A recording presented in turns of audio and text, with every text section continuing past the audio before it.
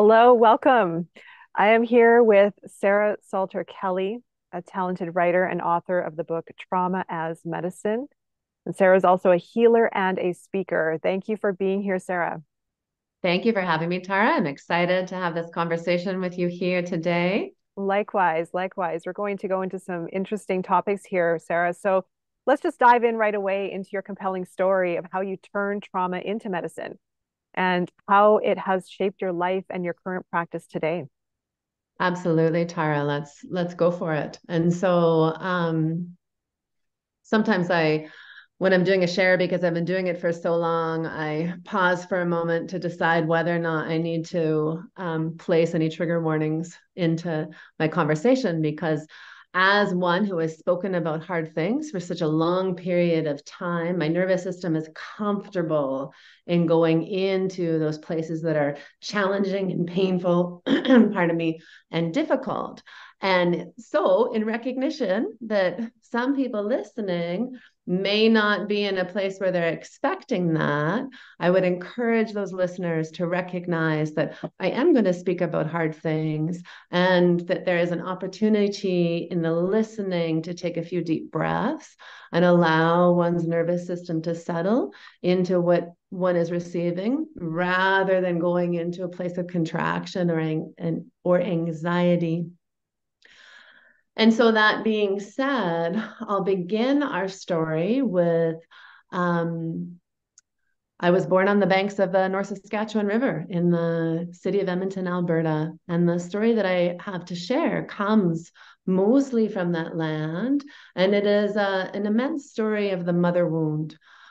Many of us carry and feel this woundedness, this disconnect or pain or abandonment or loss in relationship with the sacred feminine. And sometimes it's metaphored in the relationships that we have with our own mothers or what has come to pass in our lives as far as grief or trauma goes. And so my story in particular holds the experience of losing my mother to homicide. And one of the reasons why I speak of it so often is to offer up a template to guide others in recognizing that there's nothing too big or too immense or too vast that we don't have the power to heal. That healing is actually a natural state of our being. And when we give ourselves permission to be in our bodies and recognize what we are holding, our bodies know what to do. So often, when we're addressing grief and trauma, we're stuck in our heads and our analysis of what we should or shouldn't do and how do we be with this, that we suppress or ignore some of the pain or the weight of whatever this grief is. And so in December of 1995, my mother, Sheila Salter, was brutally murdered by a stranger in a parking garage of her work at about 8:20 in the morning. Now, she went through the experience that is the kind of epitome of fear for most women, to be attacked in a dark place by a stranger without the capacity or the power to defend yourself and survive. She was brutally raped as well as murdered. Her body was taken out of town and tossed into an abandoned farmhouse, and we didn't know what happened to her for 10 days. So, over the course of those 10 days, she was a missing woman. And my family navigated that very challenging, surreal experience of figuring out how to get through each day. And there's no right way for any of us to do this. For all of us who have gone through sudden trauma, it's breath by breath, moment by moment, as we navigate the paradox that all the rest of the world seems to be going on as normal, and yet you're in this circumstance where nothing is normal, and being with the disparity of that. About 10 days after she was missing, the the person who was allegedly had committed the crime turned himself in, and then her body was found around that day as well. Now, over the course of the following year and a half, there was a preliminary trial and then a homicide trial. And the person who killed her was only out of prison for about 4 days. Um, he was found guilty of murder one. His DNA was on her and in her. And so there was absolute evidence that he was responsible for her death. And shortly after he was incarcerated, he suicided in prison. And so I remember this was the end of April 97, thinking, like, what is the point of this? I already had a very clear spiritual path. I had dedicated myself to the goddess when I was 17 years old and had a regular practice of participating in ritual through honor of the moon and honor of the land. And so I had this idea that these horrible things didn't happen to good people. And my mother was a life coach. So I grew up in a household where personal growth and healing was regular table conversation from the early 80s when I wasn't even double digits. And and so that also further implemented this foundation within myself as far as beliefs go, that these things don't happen to good people. And one of the things that grief and trauma does is that we have to unpack all of our ideas about reality in order to investigate and check in with what is real to us. What is an ideology that we've picked up that's come through family or culture, and what's actually true? Because when we lose somebody in that way, we don't know what the fuck is real. We don't, there's, we have a really hard time rooting into anything because our world is turned upside down. Now, and having grown up in a household that was so inundated with New Ageisms, I always heard the sayings of seeing it as believing it. There's no accidents. We choose everything. We choose our reality. And in those first few years, I would hear my mother's voice in my head and I would argue with her. I'd hear say, Sarah, there's no accidents. And I'd think, Mom, I used to believe you, but your credibility is really low right now, considering what happened to you. And yet she'd push and she'd push. And so in my own meditation practice and going inwards, I thought, okay, well, what if this is true? What if there are no accidents? If I'm to approach my experience of my mother's homicide and make and open to the possibility that this happened for a reason, that perhaps there's something for me to learn with it about it. And I can't change what happened. I can make a conscious choice in how I address what has come to pass. And so those were some perspectives, if you will, that I sat with for a very long period of time. It takes quite a while to digest that, particularly when you're applying it to the murder of your mother, and then to actually live it. And so, over the course of time, as I embodied that and got more curious about how that showed up within my own being and in my own outlook of life, it led me to recognize that I had unaddressed feelings towards her perpetrator. In the first 10 years since her death, I had not expressed any anger or gotten really pissed off. And a big part of it was I thought, well, what was the point? He's dead. He is also First Nations from Saddle Lake Cree First Nation. And I thought he was in the system his whole life. I knew that from some of what was included in the newspaper. And so the part of me that is able to be in to see the whole picture, I thought, well, what's the point of that? Essentially, I was in my head. I was analyzing my feelings away. I thought, wow. And eventually my body was saying, F this. I'm angry. I need to express this. I need to get down dirty with some of my feelings. And my willingness to do that and to create my own ritual, which I did over the course of 9 months, once a week. And I sat with this man and allowed for myself to express what feelings needed to be expressed, and then listened more deeply into, over time, who he was. So this instigated an experience of shared humanity, which I get into more depth about in my book, Trauma as Medicine, where I realized I had never really considered he was anything other than a bad guy, and that in many ways I saw myself as better than him. because I wasn't the murderer. I hadn't done the bad thing. And given his history, which I had heard through the course of the media, he was a really bad guy. And so as I sat with this and sat with him on an energetic level, I began to contemplate, well, who else was he other than this bad guy? You know, he was somebody's son and he was somebody's brother and potentially somebody's friend. And likely something had transpired, or more than one thing, to make him be that bad guy hanging out in the back of the parkade one day, waiting to attack somebody. And so that internal curiosity and investigation to learn more about him led me on a very sacred journey of shared humanity, where eventually I went to the land of his ancestors. I was appointed to work with a former chief where he taught me a lot about the history of the people from that land and also hired me to do numerous talks on healing grief and trauma, or trauma as medicine, over the years.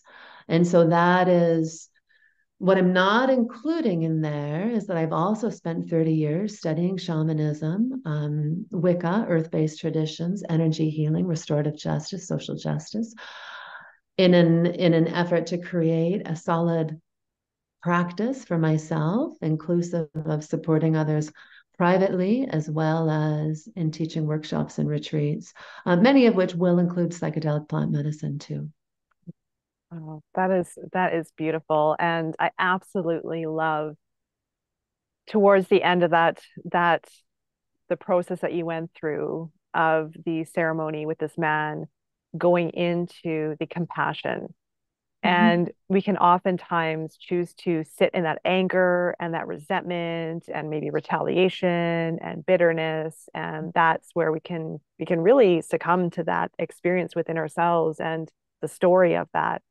But turning it around and starting to move into that compassionate viewpoint and understanding of there's more to the picture than just that, the anger, the frustration, the resentment, the sadness, the grief.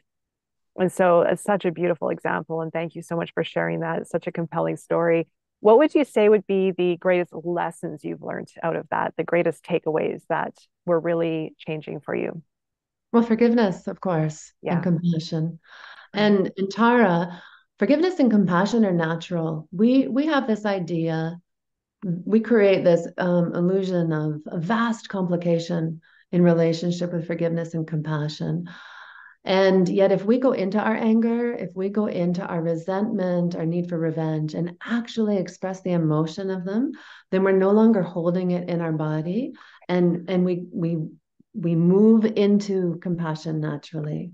I think what happens is most of the time people don't want to express their anger, or they don't want to acknowledge the sense of powerlessness, which for all of us is that little child self within that feels so greatly wounded and traumatized. So we push her or him down and ignore the need to say it's not fair, it's not right. How could you have done this? And that's a part of the process. Not thinking it, but screaming it out loud, shaking it out of your body through movement, drumming it out with sound tools. All of that is a big part of shifting and moving energy, writing it out. But there has to be some sort of a physical way that it's moving. And through the intensity of that expression, you land in stillness. But when we are continuously holding it and avoiding the stillness, then we don't come to the discovery of forgiveness or compassion because we're still up here. Yeah. Yeah, exactly. Yeah. And of course, yeah, how it translates in our body if we don't process our emotions and process our Mhm. thoughts properly. So it definitely gets stored within the body and can really harm us in many Exactly. ways. And we come from a very logical, analytical world, really moving now more into our emotions, moving more into the heart energy. But that alone is a process to understand and connect with our emotions and how to work with them and how to process them. And to not be afraid of them, they're Yeah, ours. And our exactly. relationship with anything that happened to us is in our body, right?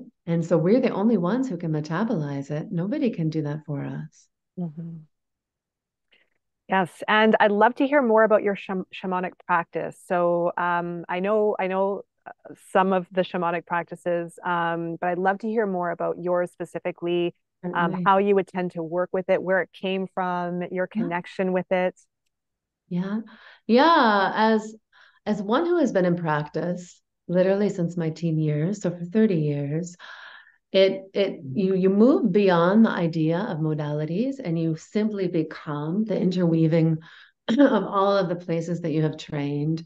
And so my roots are in my Celtic ancestry and a very solid practice that began in the reclaiming tradition that was taught by Starhawk, which is a Wiccan tradition. And so that was my very first, about 13 years of intense study in that in my teens and 20s and working in circle and in a coven and in group. And then in 2005, I apprenticed with a woman who taught a program called the Inca Medicine Wheel. And so what what has happened over the last even 30 years is Andean shamanism has slowly made its way to North America through maybe 5 to 10 people, particularly initially, that have cultivated all of these different paths that hold some of the essence of that tradition.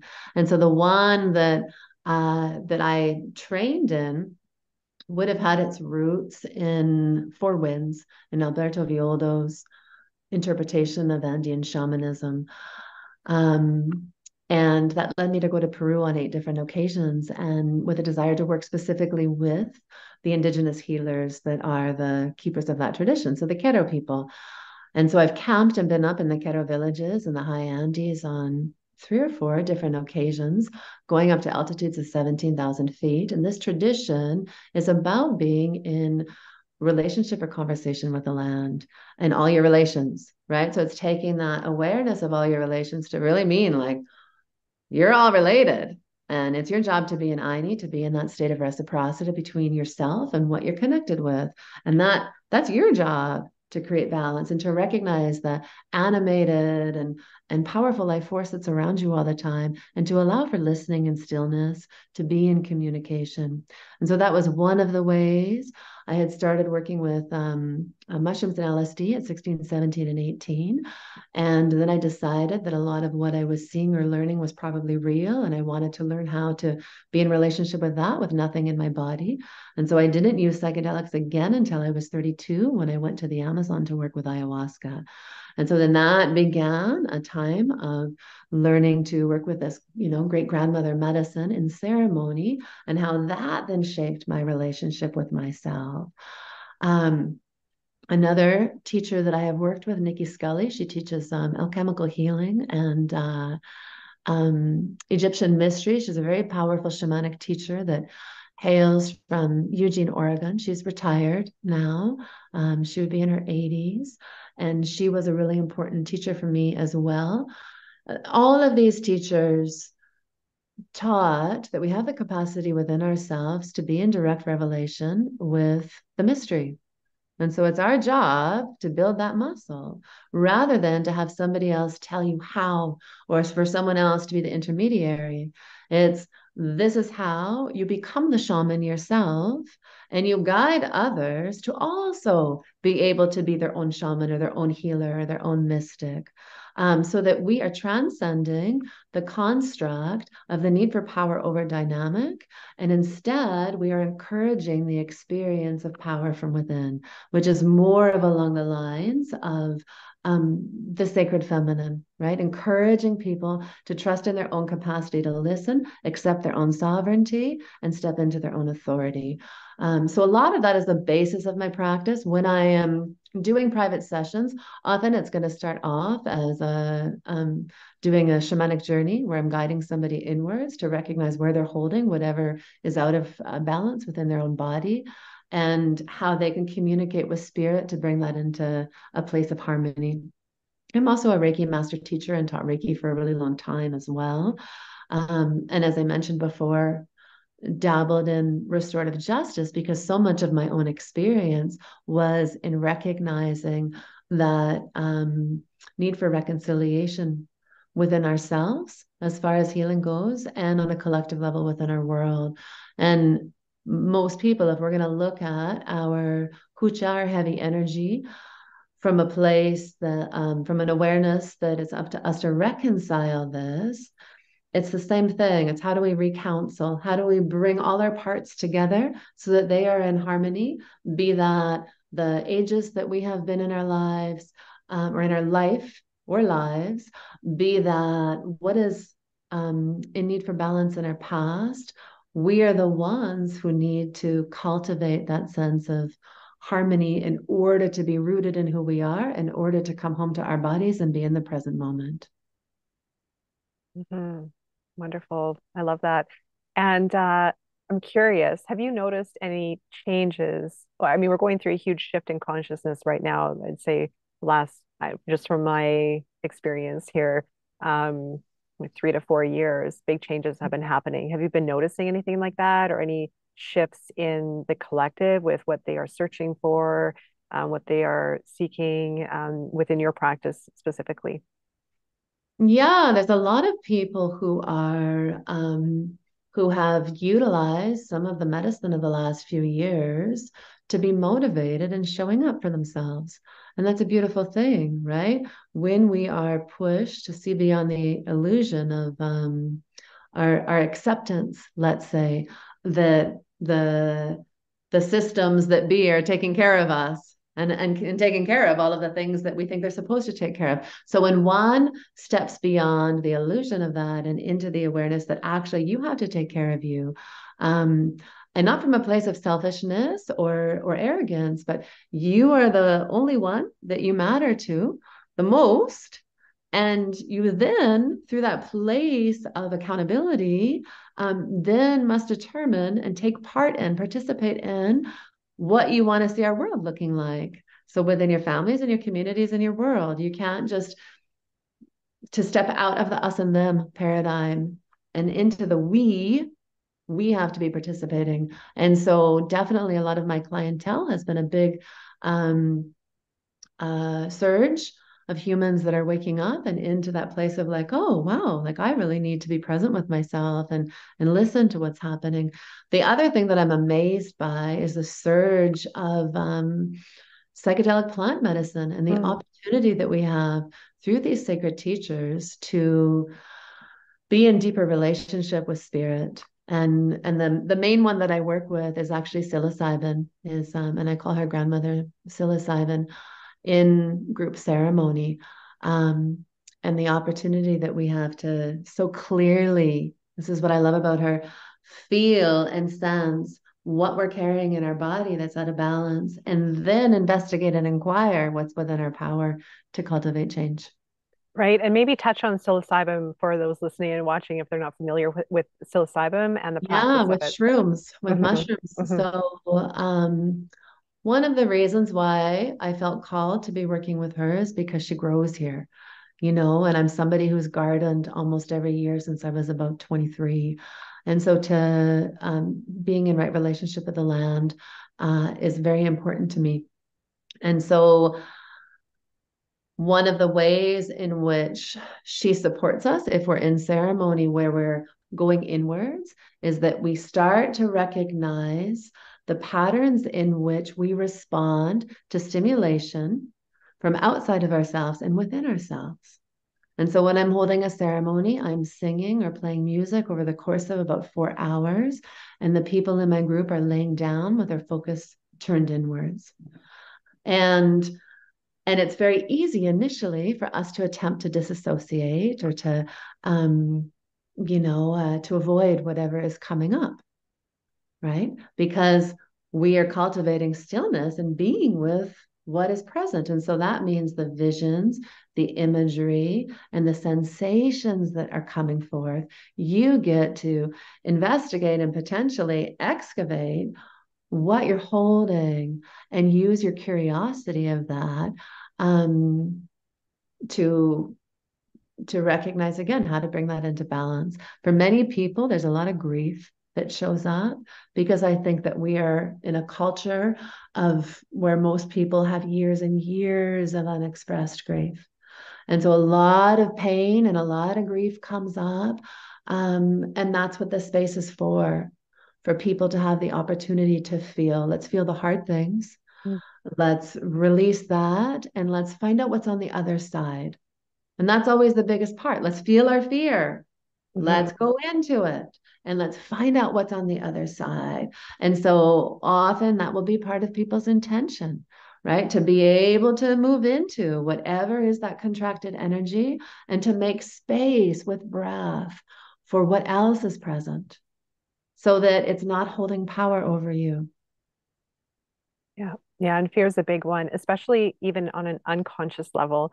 We may tend to have resistance within ourselves and fight the ability to break through that fear, that block, even if it's energetic or unconscious. What is that resistance that we have within ourselves that's holding us back from really moving into our wholeness and our oneness? So Mhm. yeah, that's a big And there's so much in the exercise. overculture, like we have it we're continuously told that doom is stalking us. Mm, There's all this messages, yeah. from the subtle ones. I flicked on the normal news this morning briefly, like on the paper, right? I was Mm, just checking in on that, and I haven't looked for a couple of weeks, and it was something on CBC, and it was should you get your COVID booster? Should you do this? Should you do like all of these different little ways in which it's saying, here's something to be afraid of. Here's yeah. something else to be afraid of. Here's something else to manage. And so our collective nervous system is at such a heightened point. We're so on Mhm. fire with overstimulation. And it's so much more challenging to stop and say, actually, doom is not real. There is no lion chasing me right now. And I know for me in the last 2 years, I have to be so much more vigilant in my own practice of recognizing that energy and not hooking into it. Mhm. Yeah, absolutely. Me too. It's a daily Yeah. practice sometimes. Okay, Yeah. and this is a good segue to talk about the collective. Yeah. That the systemic fears and deep-rooted struggle and limitations in society. So maybe explain where this has come from and how we get out of it. So ask that question one more time, Tara. Yes, the systemic fears and deep-rooted struggles. So by suppression and oppression, historically, and how that is playing into today and how we can move out of that. Mhm. I think that there's two main ones that I would speak to. So the first one would be the defilement of the sacred feminine over the course of the last few thousand years. If we view the sacred feminine as our intuitive, wild, feeling part of ourselves and a part of our world where we're trusting in our sensory awareness and using that to navigate our experience with life.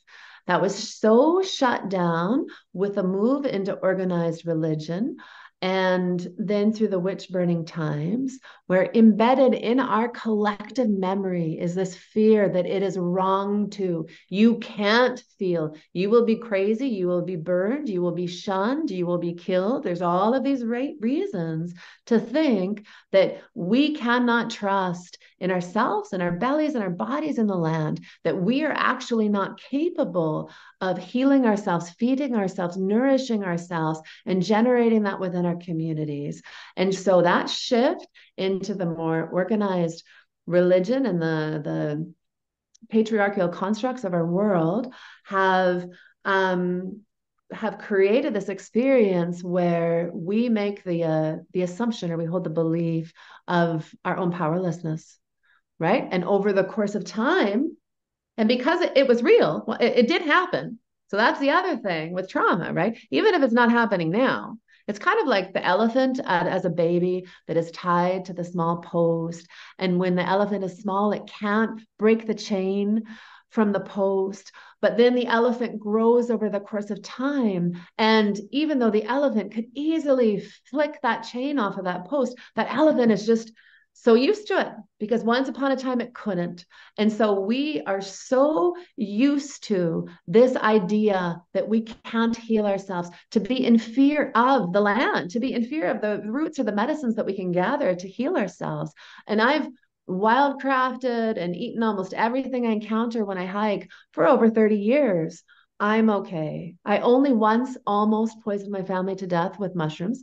And, they survived. We had a good cleansing experience. And I took a mushroom course after that. Right. It's a good learning experience. And so it is possible for us to listen because the land and the plants and the herbs and even the mushrooms will tell you when you're present what you can put into your body. And so that's one of the ways is the defilement of the sacred feminine that also keeps us from interrelating and connecting as women and placing value in how we build our society, which is in the tending of the hearth and the home and children and all of that.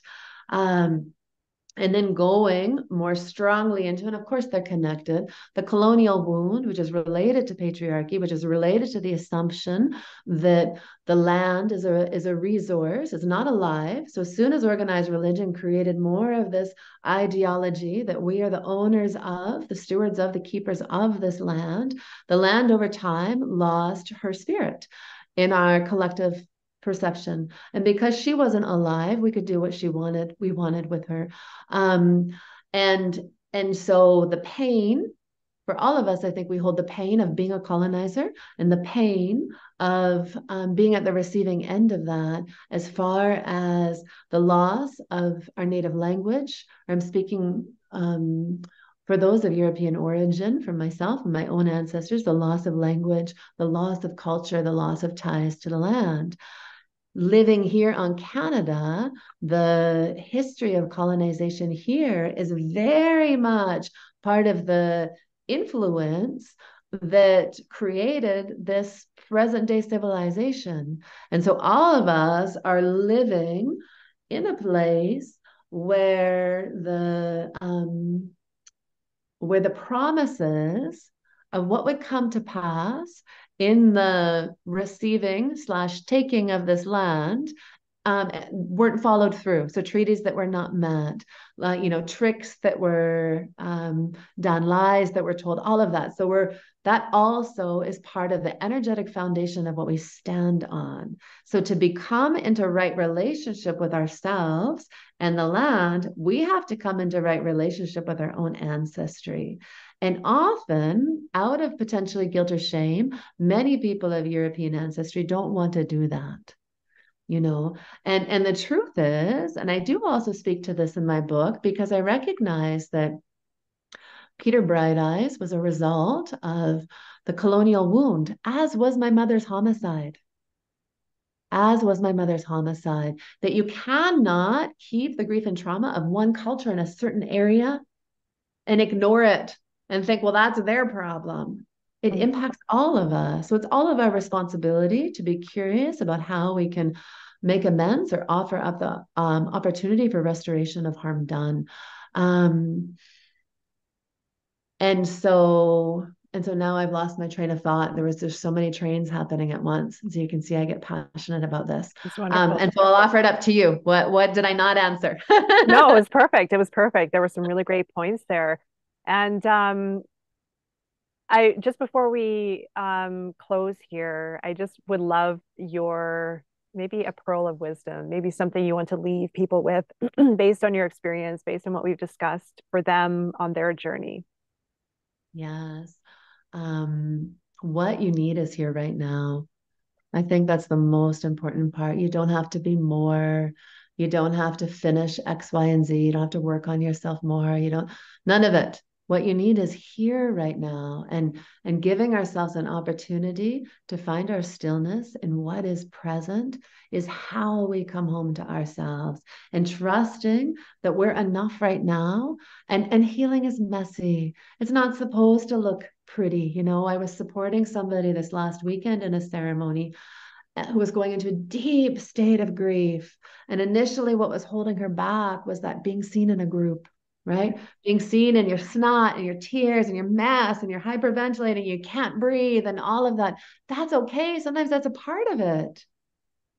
And so allowing for ourselves to recognize that healing's not Instagram perfect and it's not supposed to be.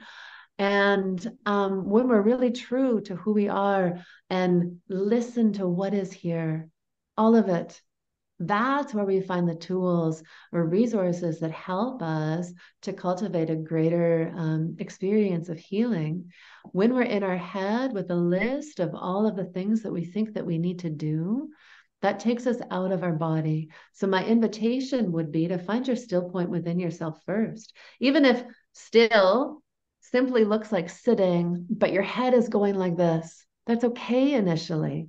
It takes time for us to get used to or be capable of slowing down the mind. But if you take those 10, 15 minutes each day to just stop and be with what's real for you, this is what it looks like, is who you are now in this moment. Who you are now in this moment is exactly who we all need to make a difference on this planet. And so don't wait for later. Allow yourself to show up in all of your messiness and imperfection now, because that's actually what's beautiful and that's actually what's perfect. Mm. Thank you so much. That was wonderful. And I needed to hear Yeah. some of that myself. So that was Yeah. perfect timing. Perfect timing. Good, Thank you. good. Thank you. Absolutely. All right, Sarah, thank you so much for everything, your wisdom, your story. I'm going to recommend everyone to look into the Trauma as Medicine book, which you have there Yep, as well. And exactly. how can people find you? I'm going to leave a link as well below in video and podcast, but if you'd like Yes. to mention. Most definitely. And for people who are in the greater Kootenay area, a lot of the stores in the area have a copy of Trauma as Medicine, particularly Gaia Rising, but there's others throughout the Kootenays. People can reach me through my name, Sarah Salter Kelly. That is no dots, no hyphens. You can find me on Instagram, Facebook, YouTube, and my website. And I have an underground list as well as an above ground email list. If you're curious as to what that means, drop me an email or send me a message and we can talk. I do free 15-minute consults if people want to find out if my work is a fit for them. And so there's a lot of information on there. There's also videos on my YouTube that go along with the book. And I'm slowly uploading all of the exercises that I share in the book so that they're just free and people can practice along. Beautiful. Thank you so much, Sarah. It was a pleasure.